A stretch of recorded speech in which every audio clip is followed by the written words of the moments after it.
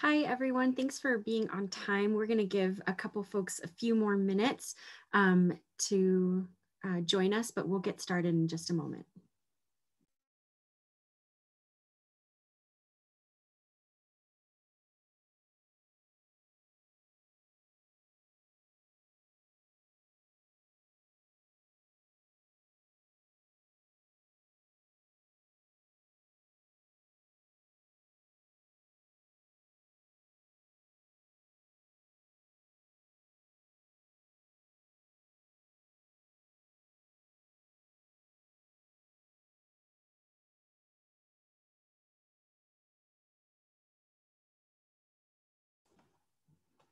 All right, we'll go ahead and get started. So first of all, hello, everyone. It's so nice to see you here today. Thank you very much for joining us today for the webinar. My name is Heather Yoakum, and I am the Stakeholder Engagement Lead here at the North Central Climate Adaptation Science Center.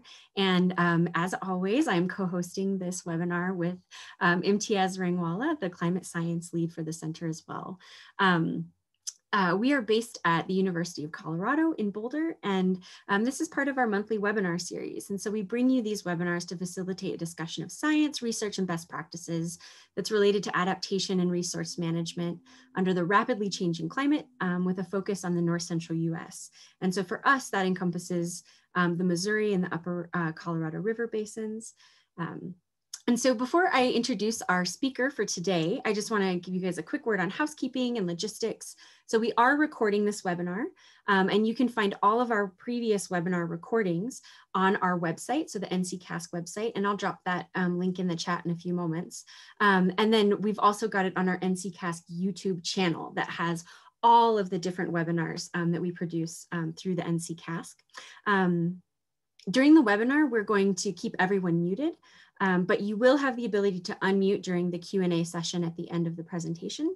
And meanwhile, you're welcome to submit your questions and your comments through the chat box anytime during the webinar. We will be monitoring that, and we'll make sure to feed those questions to our speaker at the end of the presentation at the beginning of the Q&A session. So now I am extremely delighted to introduce Dr. Dannele Peck, who's the director of the USDA Northern Plains Climate Hub, and she is our speaker for today. Dr. Peck is the director, like I said, of the USD Northern Plains Climate Hub, which is based out of Fort Collins, but she's joining us today from Wyoming. The hubs connect working land managers with science-based resources and partners to empower climate-smart decision-making. So prior to joining the USD Ag Research Service in 2016, Dr. Peck was an associate professor of agricultural economics at the University of Wyoming. And she specializes in decision-making under uncertainty, including agricultural drought preparedness and response, and disease management at the livestock-wildlife interface. Raised on a dairy farm in upstate New York, Dr. Peck is a first-generation college student and a proud alumna of the McNair Scholars Program. She holds a BS in wildlife biology and a master's in agricultural economics, both from the University of Wyoming, and a PhD in agriculture and resource economics from Oregon State University. So Dr. Peck, thank you so much for joining us today. It's a pleasure to have you. And with that, I will turn it over to you. Thank you so much, Heather. It's such a pleasure to be here today to share Grasscast with an audience that's different than the audience I normally get to talk to about it.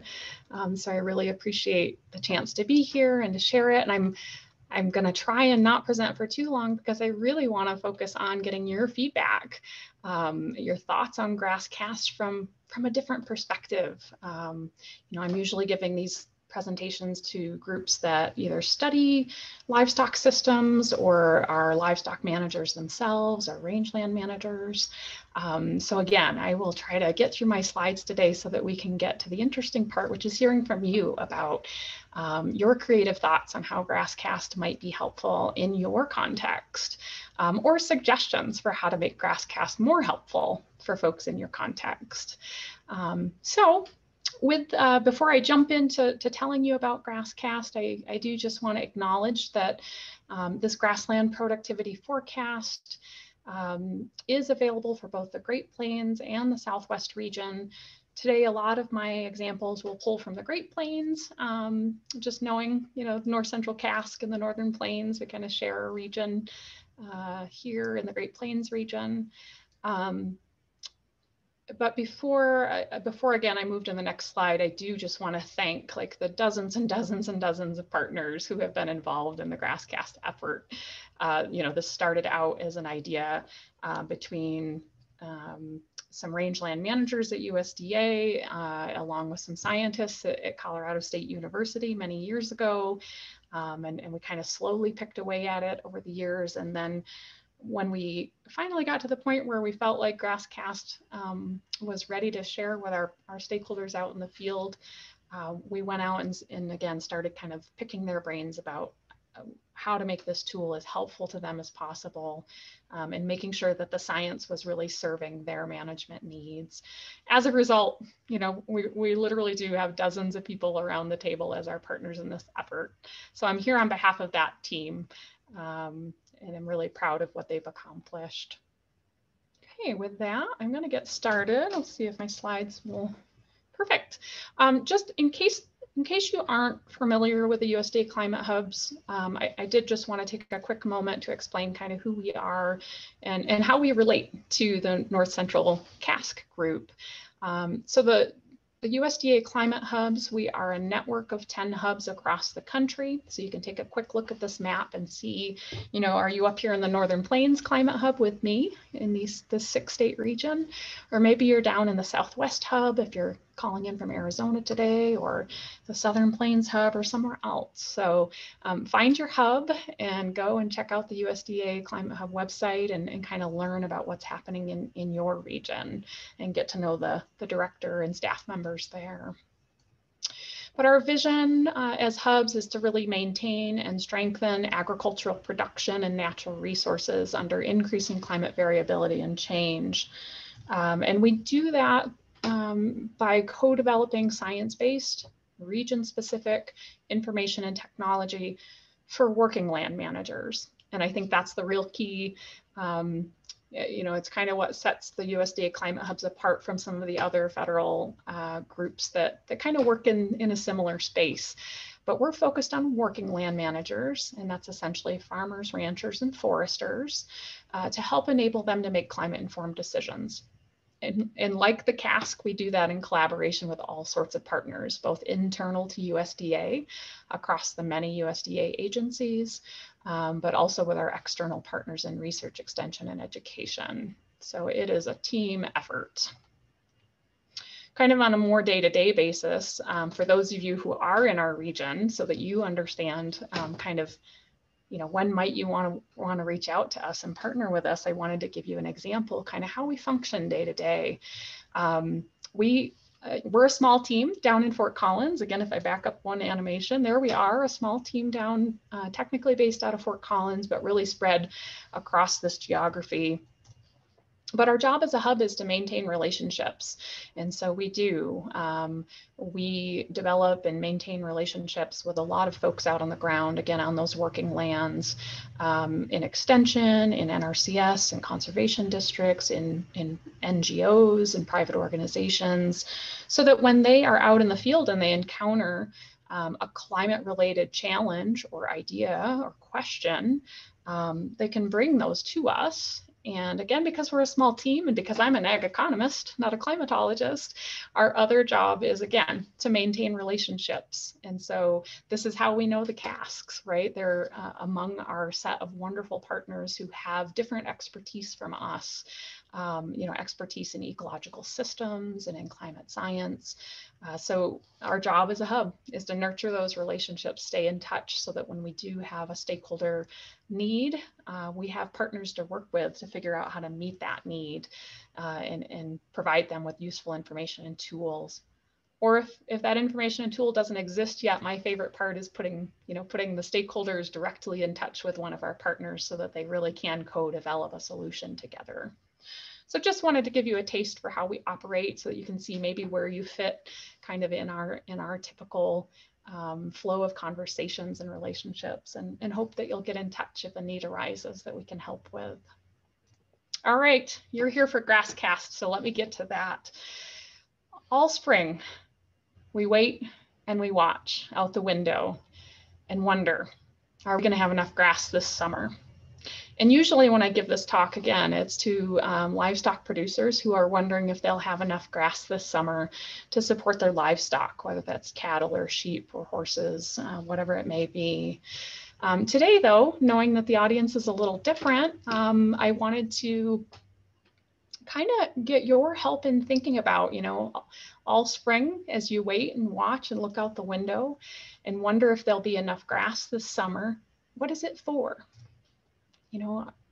Is it for hunters who are concerned about wildlife populations, kind of game populations and how they might do during the upcoming summer, knowing that that affects reproduction and eventually, the number of tags that might be available? Are you a wildlife lover, just a bird watcher? And we know that there's all sorts of grassland bird species out there who have different preferences for grassland habitat. Some like it tall and thick and others like it short. And so could, again, as you watch the grass growing out your window out on our rangelands and grasslands, I'm curious kind of what species you're thinking about and worrying about. Maybe you're a public lands manager, thinking about prescribed fire and whether there's enough fuel out on the ground to carry a helpful fire, or, what the fire risk might be. And then knowing, fires are beneficial in a lot of ways. Maybe you're thinking about pollinators or, non-game species that are important for ecosystem services. So those are just a bunch of hats I was trying for myself to imagine kind of why folks might tune in today for this webinar. And again, I hope to get through these slides relatively quickly so that I can hear your thoughts about how you think Grasscast might be helpful to you. Why do you need to know how well rangelands or grasslands are going to grow this year? Whatever your reason, the motivation for Grasscast, what it really is to try and make weather information more directly relevant and usable for you. And so in the past, when I would be interacting with rangeland managers, I used to carry, kind of the seasonal outlook, precipitation maps, and say, well, here's what we think we might get for precipitation in the upcoming growing season. I'm not sure what that means for you. Like, I hope you know what to do with this information, because it's all I have to offer. And we realized that precipitation is obviously essential for grasslands and rangelands to grow, but the relationship between those things it's pretty complicated. I know there's a lot of ecologists on the call today. You guys know how complicated that relationship is. So it felt a little unfair to ask our stakeholders to take the precipitation outlook and figure out for themselves what it meant for their management decisions.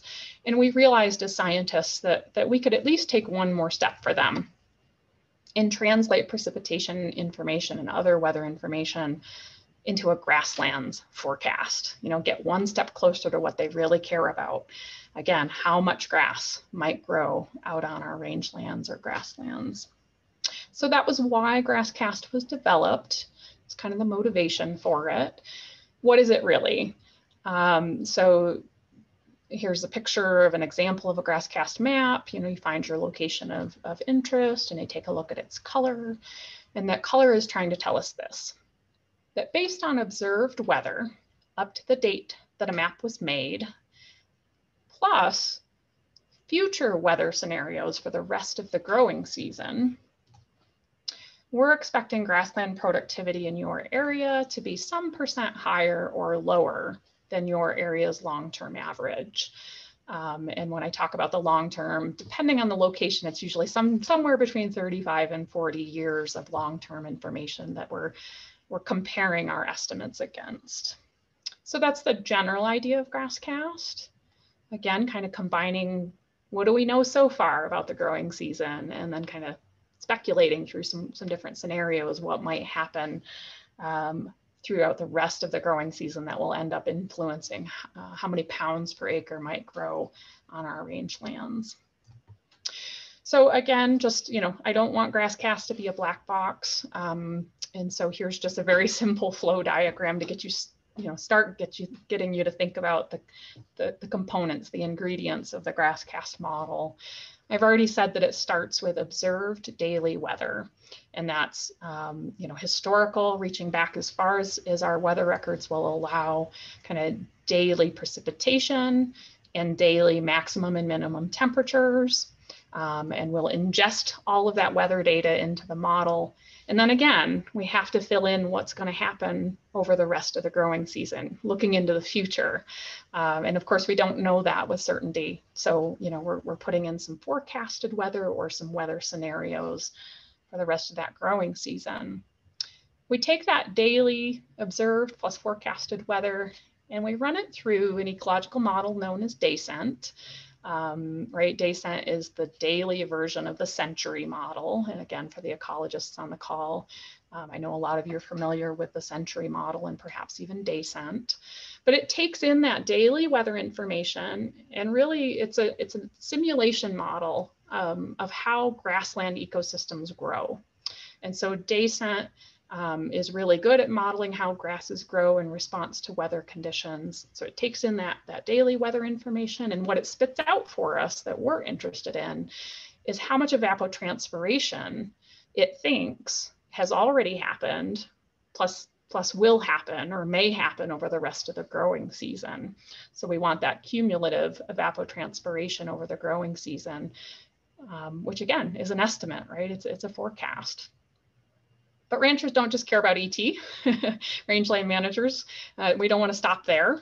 And so our next step is to correlate actual evapotranspiration with NDVI, or some measure of greenness out on the landscape. I say NDVI generically. Exactly which remotely sensed greenness index we use depends on, you know, are we in the Great Plains or are we in the Southwest? Which one works best? But the reason we have NDVI in the middle here is step 3 is this. We have observed weather at a very fine grid scale, right? Interpolated weather data we have essentially for the entire Great Plains and Southwest, the entire country really. NDVI is another piece that we can observe at a very fine scale, both temporally and spatially. And so it helps us get to the final piece of the puzzle, the thing we really care about, which is how many pounds per acre we expect to grow in the upcoming season. Now that last piece of the puzzle, pounds per acre, that information is really hard to get, at least in a long-term data series. We don't have long-term clippings data for very many sites across the Great Plains and the Southwest. So that last piece of information, we don't have it for every county or for every grid cell. And so NDVI helps us kind of extrapolate geographically. You know, so that's why we have that NDVI step in the middle, is really to help us fill in the geographic gaps that exist in our clippings data set. But it's a 4-step process. That's just to give you kind of a peek under the hood. If you have questions, I can point you to the scientific papers to learn more. Moving on. Now you know kind of roughly what's under the hood of the Grasscast model. It's a mix of ecological modeling and statistical relationships between physical data, between remotely sensed data, to try and estimate what we think might happen in the future for pounds per acre. I've hinted, right, that future weather information is critical. It's what enables us to do Grasscast, or to at least make it a forecast rather than a real-time product or a backward-looking product. Unfortunately, as you know, in our region, precipitation is really hard to forecast very far in advance, especially in the Great Plains and especially in the summertime. And so forecasts aren't correct. So instead of just plugging in one set of forecasted daily weather information for the rest of the growing season, instead we explore 3 possible weather scenarios instead. And that was in response to our stakeholders who said, I don't want you to hand me a single map and tell me to trust your forecast, because I don't. Instead, I feel a lot more comfortable if you would give me a few different scenarios and let me decide which one I think is more or less likely. So 3 scenarios that we'll have Grasscast maps for.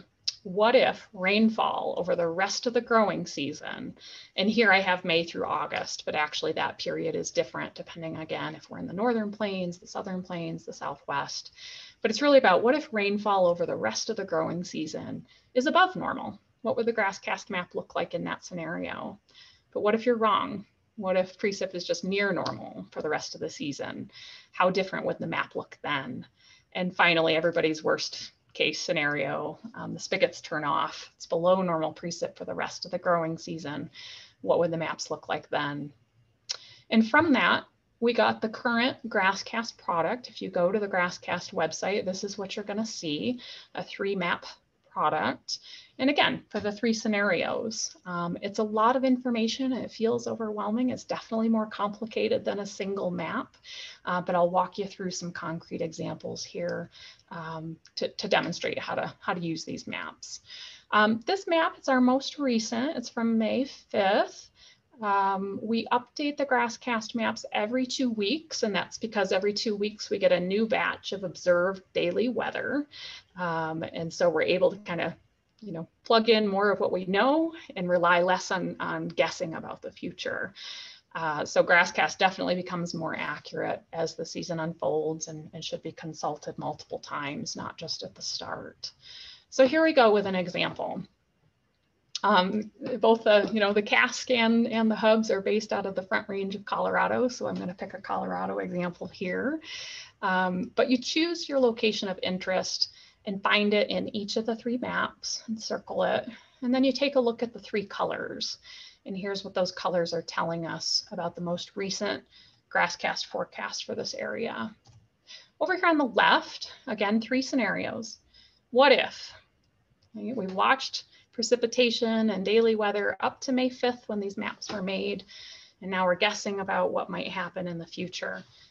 If the rest of this growing season has above normal precipitation, then for this area, it's medium blue, the color here, and that's telling us that we would expect this area to grow 15 to 30% more pounds per acre than that area's long-term average. So pretty good. If the spigot turns on and stays on for the rest of the growing season, folks in this area should expect 15 to 30% more pounds per acre than normal. But what if it's just near normal amounts of precip? How well are we gonna do?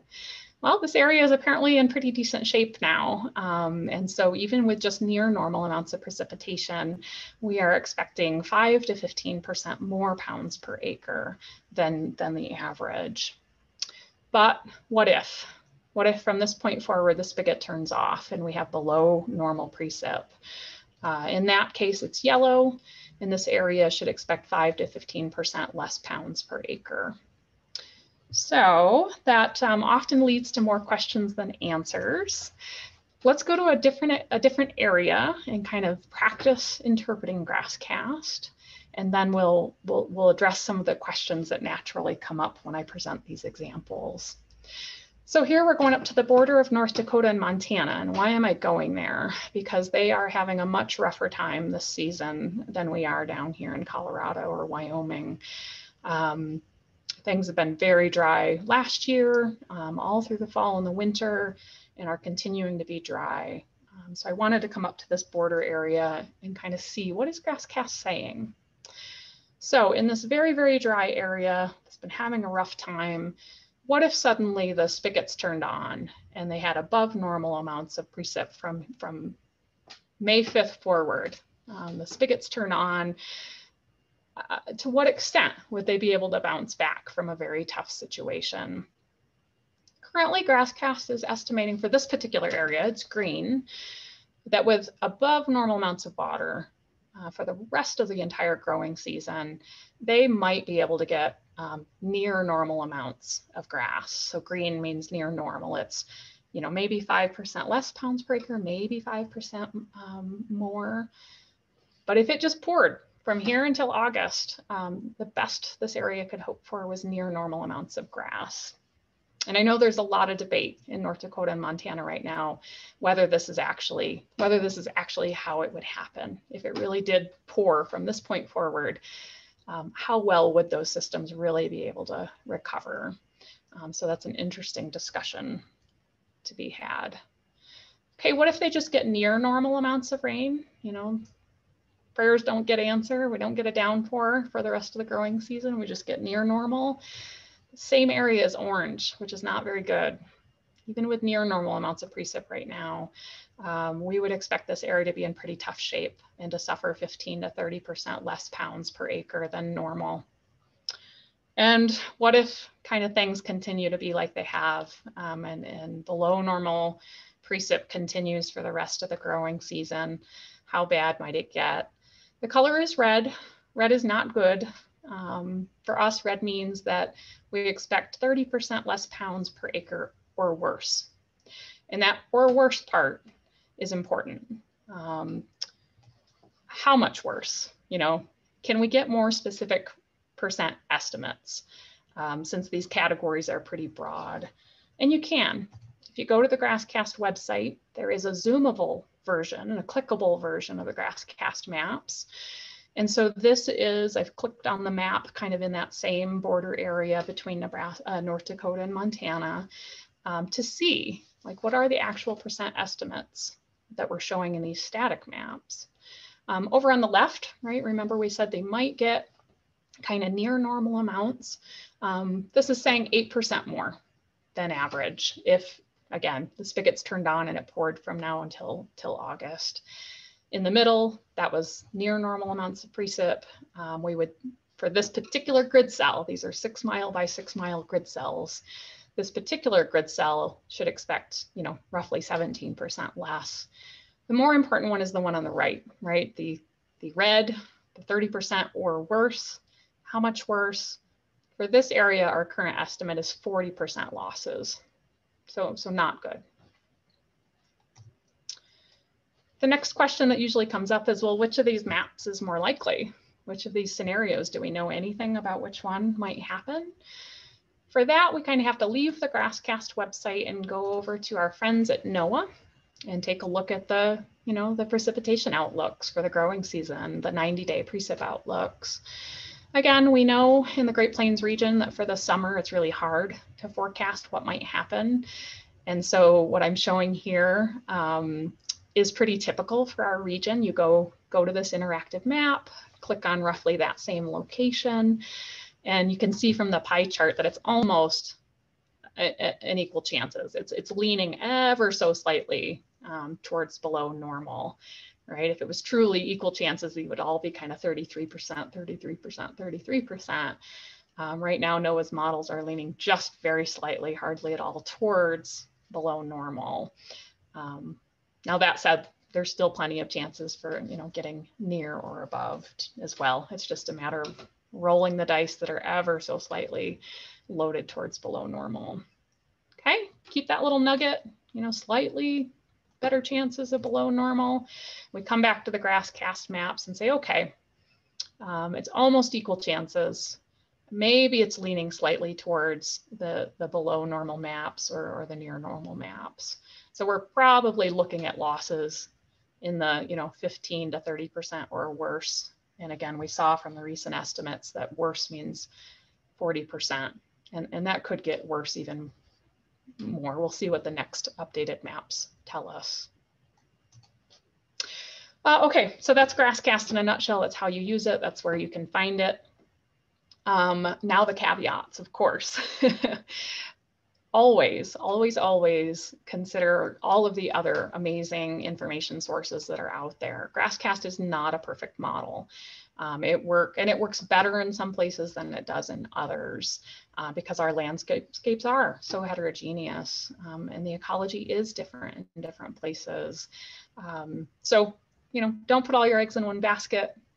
Look at Grasscast, but then always be comparing it to your other trusted sources of information.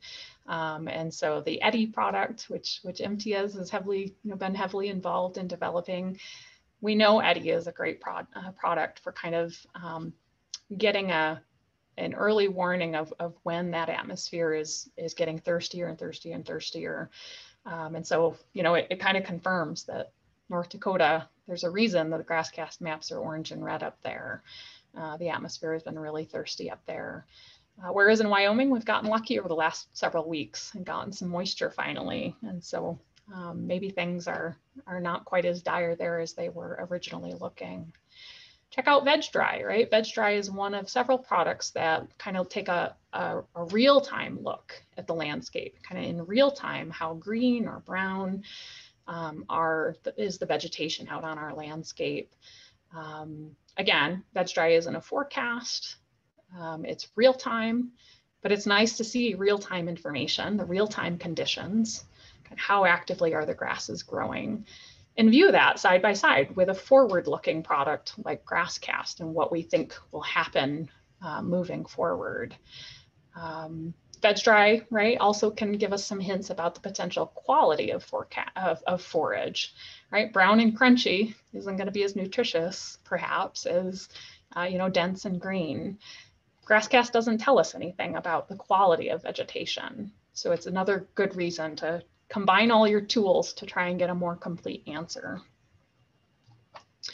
Also, be sure to consider your local context, right? Grasscast is a model. It's not perfectly intelligent about what's happening out on the ground at a local scale.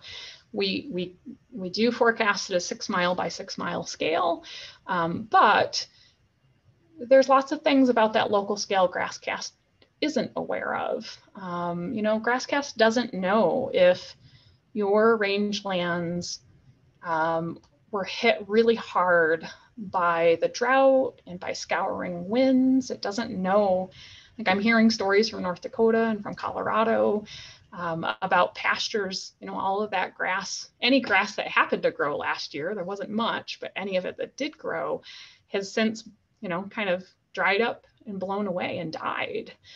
Grasscast doesn't know that. It's not using the current NDVI information. It's using historical NDVI to inform regressions, but it's, it doesn't use current NDVI information. So it doesn't know that those plants have died and gone away. Only you know that out on the ground. And so get out on the ground, not just out across your windshield, actually get out and look down and see how your plants are doing.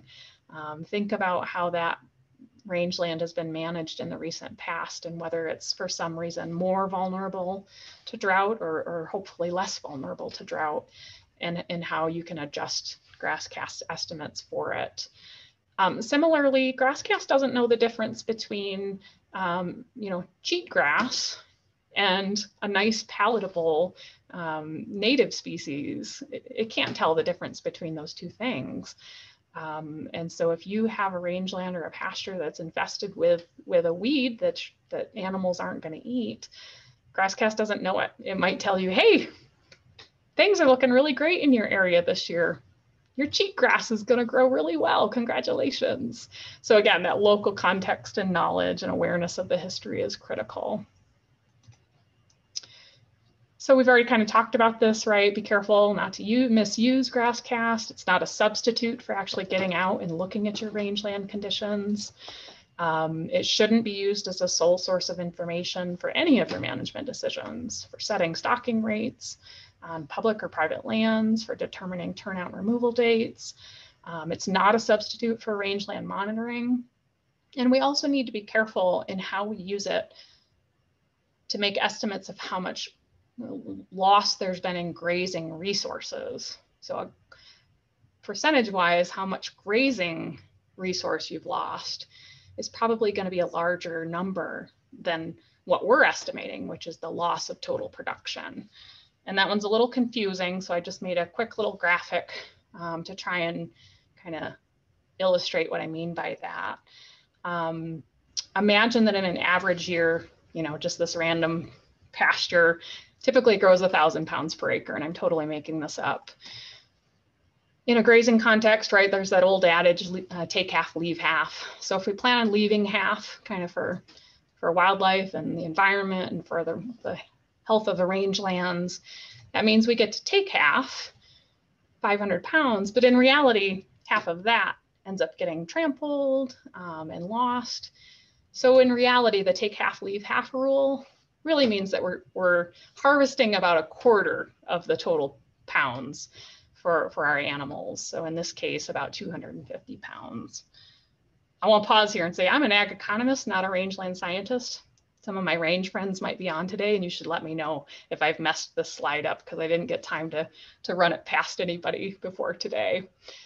Now imagine a drought, and let's say it's a drought that reduces total production by 30%. So that, in this drought year, there's only 700 pounds per acre. Again, if we strive to leave the same 500 pounds, right? Let's just say that that's kind of the, again, it's made up, but let's say it's our threshold. It's how much we want to leave to make sure that wildlife needs are met, that the rangelands are going to recover and be healthy next year. So we're leaving the same amount poundage-wise out on the landscape. Well, that leaves 200 pounds in a drought year to take, but again, half of that is going to get trampled or blow away. So we're really only getting to take 100 pounds off of that landscape this year. So now let's compare 100 pounds that we get to take for grazing versus normally 250 pounds. 100 is 40% of 250. So that means there's a 60% reduction in our grazing losses this year because of drought. 60% grazing loss is bigger than our estimated 30% total production loss. So that's what I mean when I say be careful how you use Grasscast. It's telling you total production loss, and it stops the doesn't go any further. We have to take some additional thought steps to reach conclusions about how much grazing resource has been lost. Okay, to find out more about Grasscast, you can go to our website, grasscast.unl.edu. The National Drought Mitigation Center hosts the website for us. And there you'll find a really fun, short introductory video. There's video tutorials about how to read the maps. There's a great FAQ page and that's where you can find links to all of the scientific publications about it. There's lots of science webinar recordings where the actual scientists behind the scenes, Melanie Hartman and Bill Parton, there's some webinars from them that go in a lot more depth of the science. There's a link there for kind of our historical productivity estimates, looking back through time, all sorts of fun resources. So check that out. And then knowing that there are some kind of modelers and scientists on today's call, I'm also really excited to share that we've made a lot of our data available on Ag Data Commons. That's the USDA's repository, or where we can share publicly the data that we use to help develop our products like Grasscast. So there's the DOI for you. There's a quick little short link to check that out on Ag Data Commons. You can access the NDVI data that we're using, the clippings data set, that above ground net primary productivity. What data sets do we have to help inform Grasscast, and some other information as well. So really proud and thankful ARS helped fund the efforts that made this Grasscast database possible, made it possible to put on Ag Data Commons. I hope someone will go and use it. So I'll close with a question for you all. Now that you've kind of seen Grasscast, a high-level introduction to it, I hope you have a decent sense for kind of what is it really telling us.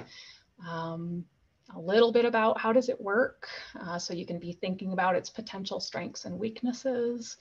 But yeah, let's discuss. I'm really curious to hear your thoughts on how Grasscast might be able to be helpful in your world of resource management, maybe wildlife applications.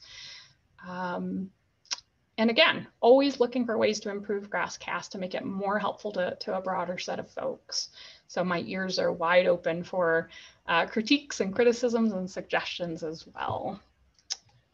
So thank you for your time. I hope that stimulates some discussion. Here on the right side of my slide is a snapshot of the Southwest Grasscast maps. They are a separate set of maps, and that's because the Southwest is ecologically so different and climatologically so different. And so the only thing I want to note especially about the Southwest is that in looking at the NDVI data and the clippings data, it was clear that there's really two different growing seasons. There's a spring growing season that is very separate in its behaviors from the summer growing season. So right now, if you go to the website and look at the Southwest Grasscast maps, those are just for the spring growing season, and those only go through the end of May. So we're almost to the end of the May growing season. And on June 1st, we'll switch over and start producing the summer forecasts for the Southwest. So Heather and Imtiaz, thank you for having me and giving me a chance to share this, and let's open it up for discussion. Hi, Dannele. Thank you so much, Dannele. Can you hold on just one moment? We usually start with the folks who've already submitted questions through the chat. And then we can let the other folks unmute and ask questions if that's all right. So Dannele, we've got a couple questions for you in the chat. One of them is I'm going to start with one of the easiest ones, I think, actually. Can you link to the NOAA CPC directly from the Grasscast? Are there links to the forecast or the 90-day forecast? So on the Grasscast website, when you go and look at the Grasscast maps, there is a hyperlink right below them to take you to the NOAA forecast or Outlook pages. I would love in the future if we had more programming capacity. I would love if, when you go to that interactive map and you click on your grid cell and it tells you what the percentages are, man, I would love it if you just could hit a little arrow and the little pie chart directly from NOAA would pop up. But we're a small team with a lot of great ideas to pursue. So that's my dream, but we haven't gotten there quite yet. There's always room to grow, right? So another question is about when you kind of put it out. So the expectation when you're putting out the Grasscast maps, is it saying that those percentages are for the rest of the growing season from the date that it was published? Is that correct?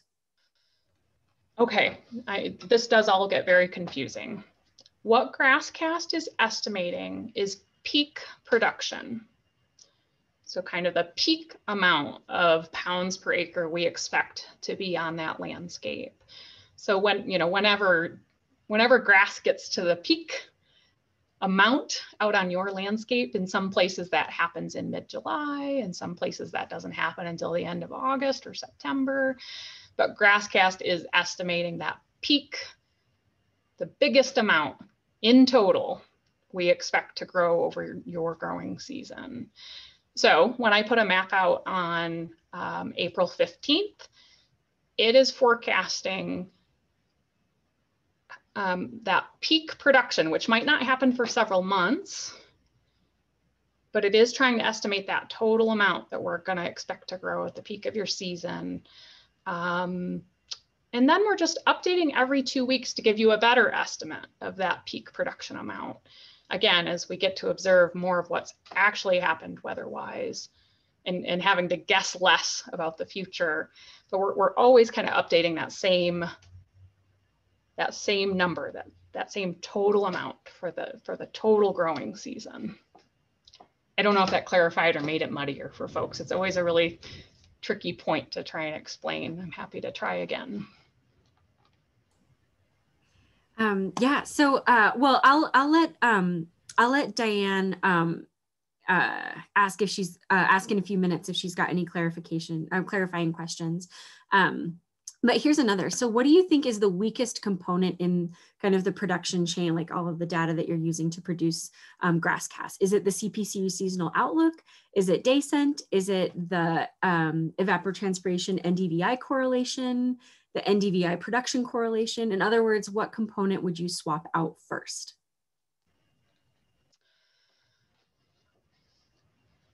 Every time when I present Grasscast, especially to a group of managers out in the field, someone on the call is always able to find a location where they tell me, like, this isn't right. This doesn't look right to me. This is, either too, like right now, this year in North Dakota and Eastern Montana, we are hearing from folks on the ground to say, like, man, I think your maps on the left and in the middle are overly optimistic. And so I love getting that feedback. Again, we know that Grasscast works better in some places than others. What's interesting is to talk with those folks and try and tease out the why. Like, where in that chain? Where are we going wrong? And most of the time, Heather, most of the time comes down to that person doesn't think that the precipitation data that we're using, the historical precipitation data, is accurate enough for their area. And if you think about that, we're using the ACES database system, and it's an interpolated precipitation product. For those who are familiar, it's the ACES #1 interpolated set, which relies almost strictly on co-op stations. And co-op stations in some of our Western counties are pretty far and few between. And that means that maybe the interpolated precip data that we're using to feed into that Grasscast model, it might not be accurate for your 6 mile by 6 mile grid scale. So often when I talk with folks and we really kind of talk through what might be going wrong, I feel like in a lot of places it often comes down to how good are those interpolated precip data for their area. The second place that we're learning more about this year, and that thankfully I think there's a lot of potential to improve, is that the carryover effects of a previous drought. And I want to make clear that our precipitation data, that daily weather information, we are ingesting all of that historical daily weather information. So from a weather perspective, we know it was incredibly dry last year in eastern Colorado and up in the Dakotas. Grasscast knows that. It gets that weather data. The question is, what does it do with it? And again, as I mentioned before, Grasscast doesn't know. DayCent does have a vegetation map and a soils map that underlies it, but it's not dynamic. You know, you tell it once, you tell it once and you can update it any time, but you really tell it once. This is the vegetation type that's in this area. These are the soil types. We can't go in and tell it like, hey, all the grass died and blew away last year in that drought. There are no tillers out there to help us get started with the grass season this year. Grasscast doesn't know that, but we are actively, because of the back-to-back drought this year and last in several of our states, we are starting to dig into that data and try to figure out how can we adjust our regression equations to better account for the carryover effect, ecological effects of drought. Thank you so much. I have some questions, but I'm gonna hold my tongue until we get through everyone else's. And also, folks who want to, we've got 2 more questions from the chat, but then folks who want to unmute and ask questions, if you can see that Dennis has used the little kind of raise hand. Adnan, I know that you were first, so we're going to call on you first in a couple minutes, but you can find that raise hand button down in your reactions. And that is another way to help Imtiaz and I keep track of and make sure that all the folks who want to kind of queue up to ask questions in a couple minutes can. So if you can use that, please do, if you'd like to ask a question directly in just a moment. And I should be saying who actually asked these questions. I think that might help. So the last question was actually from Tony Clem. This one is from Jeff Morissette.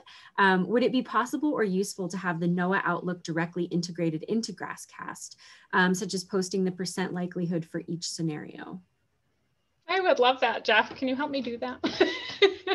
I would love that. I really would. It's the vision we've had all along, and it really has just been kind of a capacity constraint to figure out how to get those 2 systems talking to each other. And again, my dream would be to click on your grid cell. It gives you the Grasscast percentage, but then it also tells you, again, does NOAA think that this map is more likely than the middle map than the right map? So I know it can be done, and it's on our wish list. If somebody has done this and like could provide an example for our web programming team, man, I would love that. My second request though, Jeff, as a follow-up to that is, again, we know that the skill level of those 90-day forecasts vary across that landscape. You know, they're better in the Southern Plains than they are in the Northern Plains, especially in the summertime, better in the Southwest and the Great Plains for precip. I would love to also be able to kind of communicate that to folks, be like, hey, this 90-day is saying that it leans, but also here's some sense for how skillful that particular forecast is for your area. So that's when it starts to get real complicated and hard to communicate effectively to the general public. Yeah, let's stay in touch. I would love that. So our next question is from Diane Manklager. Are the predicted temperatures also considered for production? Yeah, so Diane, this kind of gets a little bit into the more advanced details of Grasscast. When we talk about the future weather, right now, again, we call them future weather scenarios. And what we're doing right now is, we need an above normal scenario, a near normal scenario, and a below normal scenario. Currently, we talk about it in terms of precipitation. Will precipitation be above normal, near normal, or below normal? You can imagine that if we also started talking about temperature at the same time, we would end up with 9 maps. 9 scenarios, kind of like above normal precip and above normal temperatures, above normal precip, but below normal temperatures. So the scenarios start to get really complicated. And we did want to do that at first, and we realized like, oh my gosh, that's not going to work. So instead, what we do, we build the scenarios around the precipitation part of the story. But when we actually, like, what data do we plug into the DayCent model for future weather, right? We've got to provide the DayCent model with daily weather information for the future. We haven't observed it yet. And it does want both future precip and future min and max temperature. Like, we do have to provide it with that information. Here's how we currently do it. Let's say we're over in the world of above normal precip. How are we going to come up with daily precipitation for the future when we haven't observed it? We use past years. We kind of bootstrap past years. So we go into the historical weather data. We rank it from wettest to driest. We break it into 3 sets: above normal precip, years from the past that had above normal, kind of in the top 33% of the data set, the middle, and the bottom. So we rank it and break it into those terciles. And then we literally go in and take the daily weather from those past years and feed that daily weather into the DayCent model to represent some possible future weather scenarios that have above normal precip. So whatever the temperatures were in past really wet years, those are the temperatures that are getting fed into that scenario. It's a limitation. There's lots of interesting implications of that approach. Had lots of great conversations with MTS about how to do better in the future, and I'm all ears. And that's actually one thing I was going to say I really appreciated about your presentation, Dannele, is that you were very clear about, I think, some of the limitations of, or kind of the caveats of the tool. And, I think that's always a really interesting thing to know, right? Like what it's useful for and maybe what some of the limitations are. So thank you for that. So we've got a couple people in the queue for questions. First, I'm going to let Adnan go ahead. And then next, Dennis will come to you.